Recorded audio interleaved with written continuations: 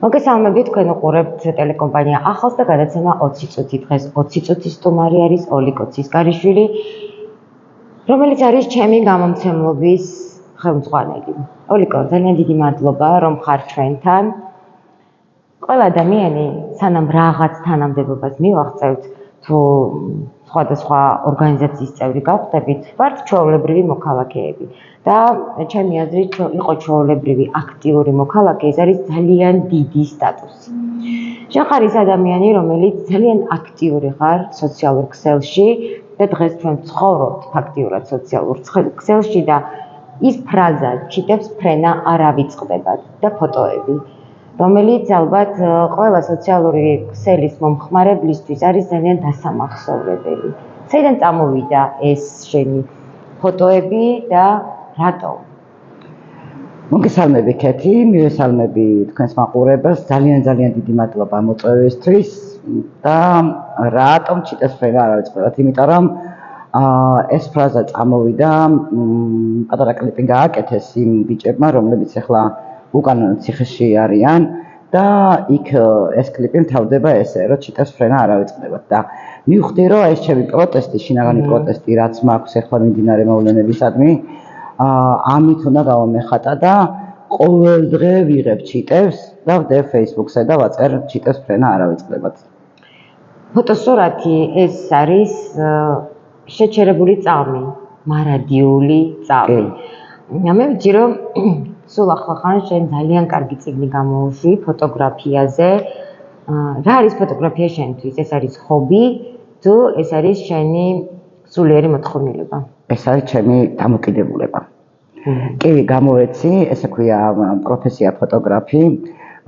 შესულია ძალიან ბევრი მასალათუნებას მომცემ ამ ფოტოგრაფიის წიგნზე ვილაპარაკო და არის როგორც სასწავლო მასალა, ასევე ფოტოგრაფები, ცნობილი ფოტოგრაფები, როგორც ზღორგარეთელი, ასევე ქართველი ალექსანდრე როინიშვილიდან დაწყებული დღემდე. და ძალიან მნიშვნელოვანი, მე ვფიქრობ, წესით ეს წიგნი გამოვეცი ჩემი სტუდენტებისთვის, მაგრამ არა მარტო სტუდენტებისთვის, უკვე საკმაოდ დიდი ტირაჟი გაიყიდა და ვინც ფოტოგრაფიით არიან დაინტერესებული, მოგმართავენ ხოლმე. და რა არის ჩემთვის ფოტოგრაფია? ვიძახი ხოლმე, რომ ნარკო დამოკიდებული ხარ, ნარკო დამოკიდებული და მეც ესაა ვარ ფოტოგრაფიაზე დამოკიდებული და ფოტო დამოკიდებული ვარ.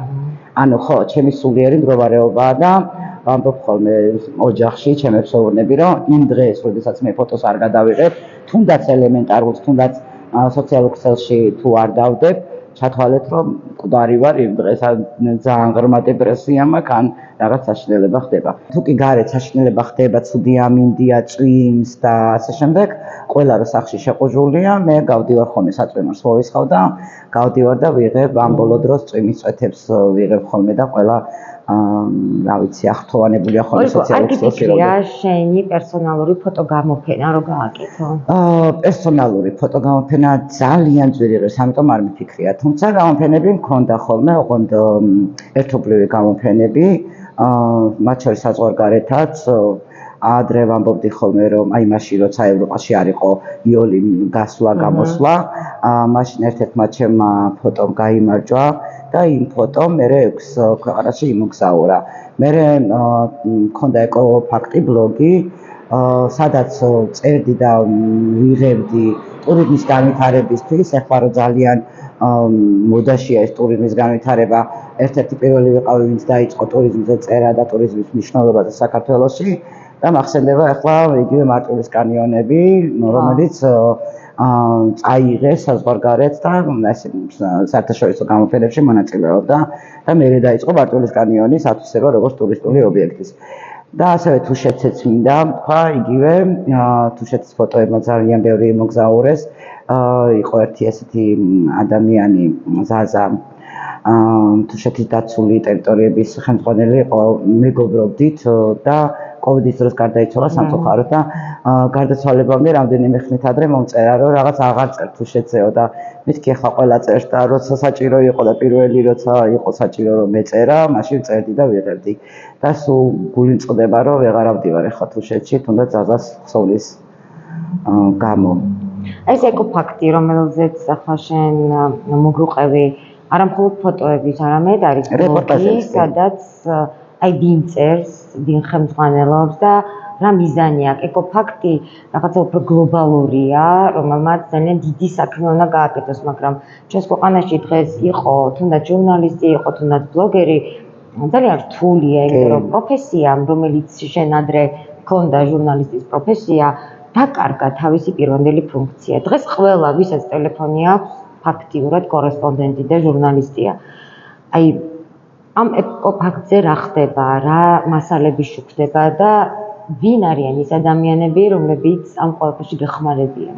ეხლა აღარაფერი აღარ ხდება სამწუხაროდ შემოქეთი რახანგა ჩემი დავამცემლობის მხარეს წამოვედი, მაგრამ არ ვაუქმებ ბლოგს, იმიტომ რომ სტუდენტებს ვეხმარები ხოლმე, როდესაც წერას სწავლობენ ისინი და სტატიების წერას ვავალებ თქვათ, ხო? ან თავიანთ სურვილია. ამ შემთხვევაში სტუდენტებისთვის ვიყენებ ამ პლატფორმას. და კიდევ თუ მეწერიდება ხოლმე სადმე რო გავალ, მე თვითონ წერ.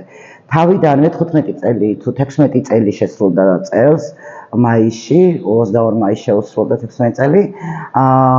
მარტო მუშაობდი ამ ყველაფერზე. ანუ მე ვიყავი რედაქტორიც, ავტორიც, ფოტოგრაფიც, ადმინიც, ჩემი მეგობრები მეხუმრებოდნენ რომ ადამიანი ორკესტრი ხარა და სხვათა შორის ამ ფოტო ეკოფაქტმა ძალიან ბევრი კონკურსში გაიმარჯვა, როგორც სტატიების მხრივ, ისევე რეპორტაჟების და ფოტორეპორტაჟების მხრივ და ჩემი სტუდენტებიც ხშირად ყოფილან გამარჯვებულები და ესეც საერთაშორისო კონკურსების.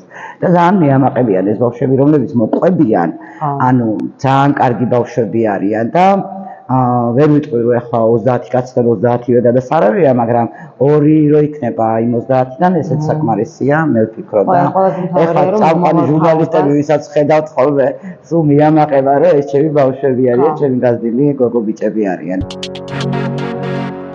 შენ ხარ ჩვენი გამომცემლობის ხელმძღვანელი. საქართველოში ძალიან უჭირს გამომცემლობებს, მით უმეტეს პატარა გამომცემლობებს.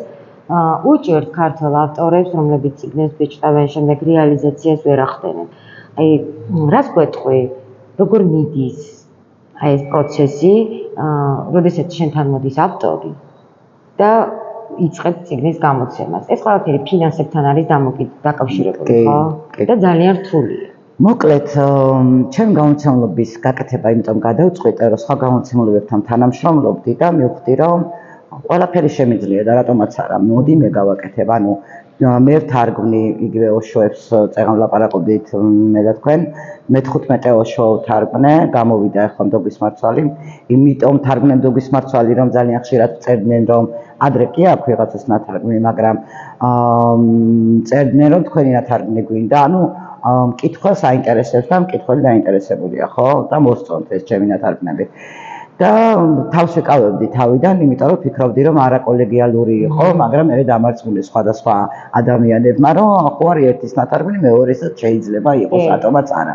და ამიტომ მოვკიდე ხელი და ეს იყო მე-15 ჩემი წიგნი, რომელიც ოშოსი ვთარგმნე, სხვათა შორის ეს მდოგვის მარცვალი იყო პირველი, რომელიც წავიკითხე თავიდან და აბსოლუტურად ამომიტრიალა ცნობიერება ამ საბჭოთა კავშირში დაბადებულ ადამიანს, აი აბსოლუტურად სხვანაირად დავინახე ყველაფერი და ვინც ვეკითხება ხოლმე რომ აი ოშო საიდან დავიწყო, ვეუბნები რომ აი მდოგვის მარცვლიდან დაიწყე.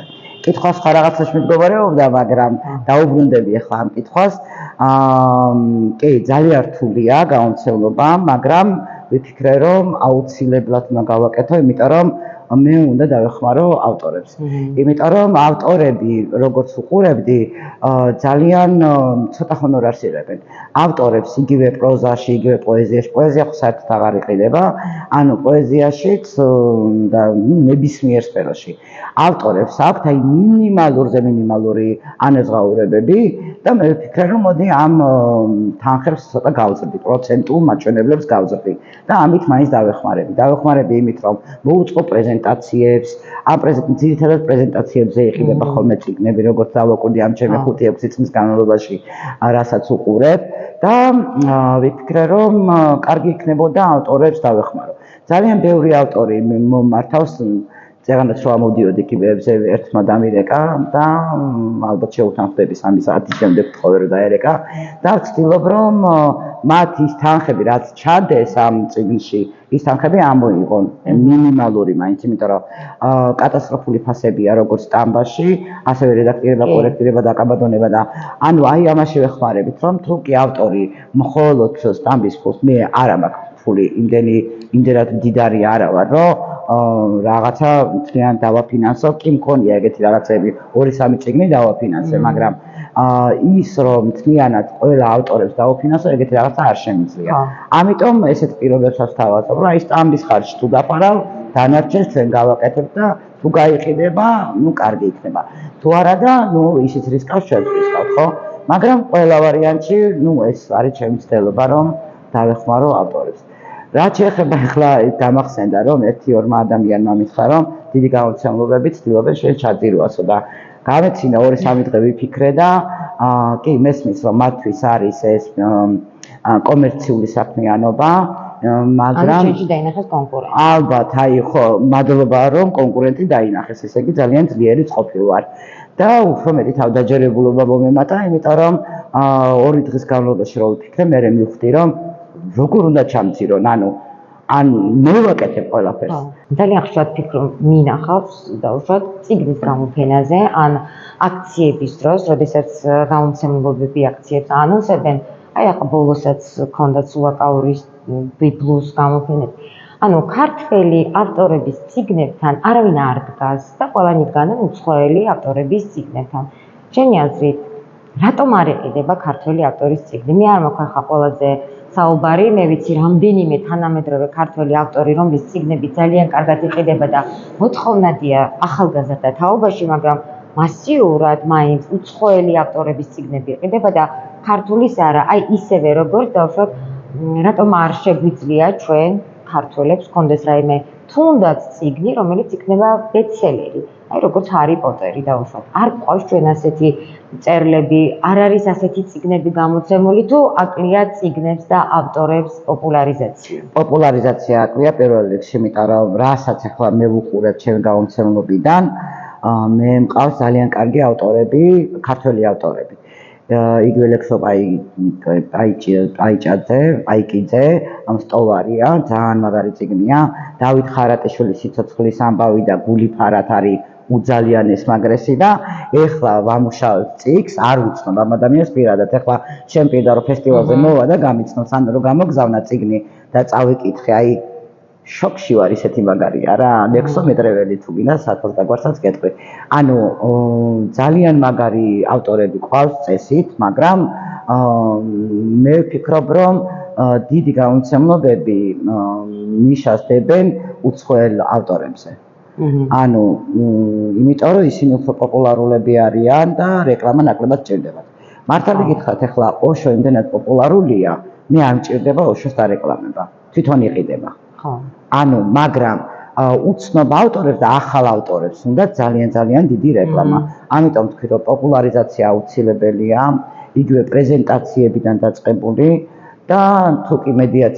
დაუდგება მხარში ამ ავტორებს ავტორების შეხვედრა მკითხველთან კი რასაც ახლა ვაპირებთ გვაქვს დაგეგმილი ამ ფესტივალზე ხვალ რომელიც იწყება საერთაშორისო ფესტივალია რომელიც 3 დღის განმავლობაში გაგრძელდება და წელიწადის 114-ში იქნება ეს გამოფენა და იქ ექნებათ მკითხველს ავტორებთან შეხვედრის სიამოვნება და უფასო ავტოგრაფებსაც დაარიგებენ ავტორები. იგი ხვალ წიგნის გამოფენაზე აუცილებლად ვიხილავთ ჩემი გამომცემლობის გამოცემულ წიგნებს, ხო?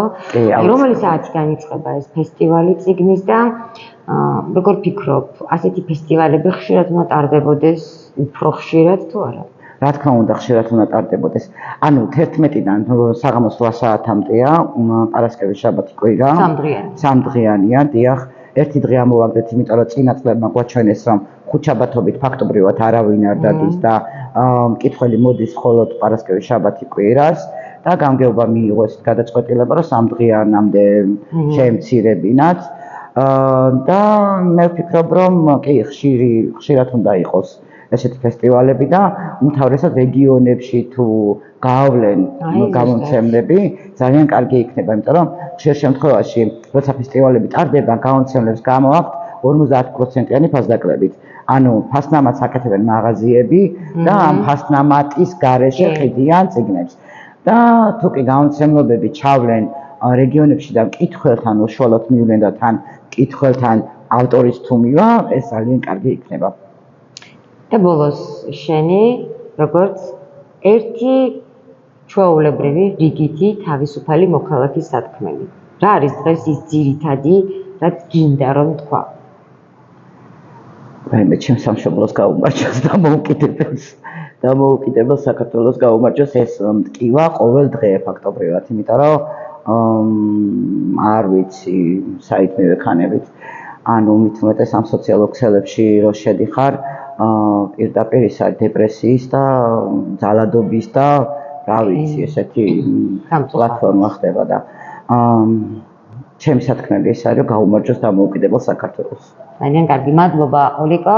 და მე კიდევ ერთხელ შეგახსენებთ, რომ ხვალ 29 მაისს იწყება წიგნის საერთაშორისო ფესტივალი წერეთლის 114-ში. წერეთლის 114-ში, 3 დღის განმავლობაში თქვენ შეგიძლიათ მიხვიდეთ იქ, ნახოთ, გაიცნოთ ახალი ავტორები, შეხვდეთ ძველ ავტორებს და რაც თავარია, მიხვიდეთ ჩემი გამომცემლობის სტენდთან, სადაც ძალიან საინტერესო და კარგი წიგნები დაგხვდებათ.